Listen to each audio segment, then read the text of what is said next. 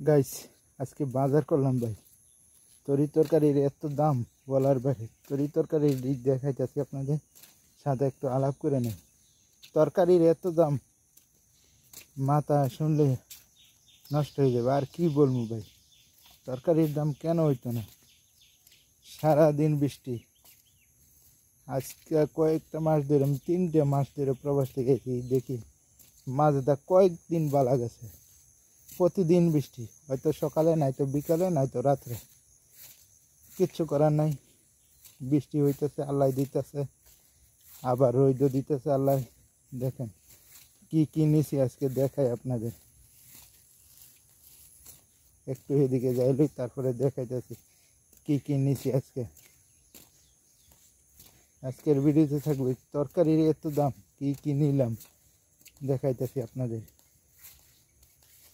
এখানে একটু বসে নেই, দেখেন লুকবে 100 টাকা কেজি।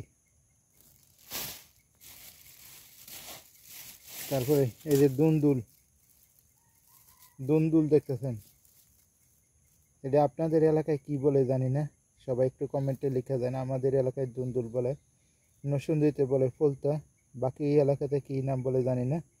এইটাও 70 টাকা 1 কেজি নিলাম। এই যে তারপরে পুদিয়া 80 টাকা কেজি, হাফ কিলো নিছি। তারপরে নিলাম পটল, পটল হাফ কেজি নিছি, এইটাও 80। মানুষ কি খাইব ভাই, কিচ্ছু করার নাই। সব 80, 90, 100 এর নিচে নেই তরকারি।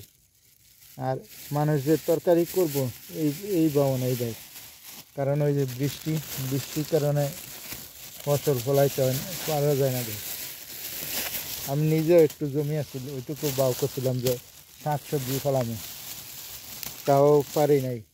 কেন কখনো বৃষ্টির কারণে, বৃষ্টি অনেক বেশি, বৃষ্টির কারণে।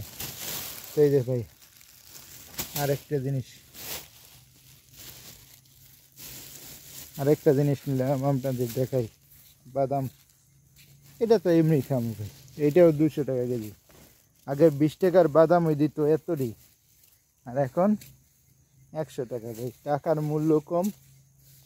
আর বাংলাদেশে টাকা যেমন টাকা না, সারা টাকা যেমন চাবায় খায় এরকমের।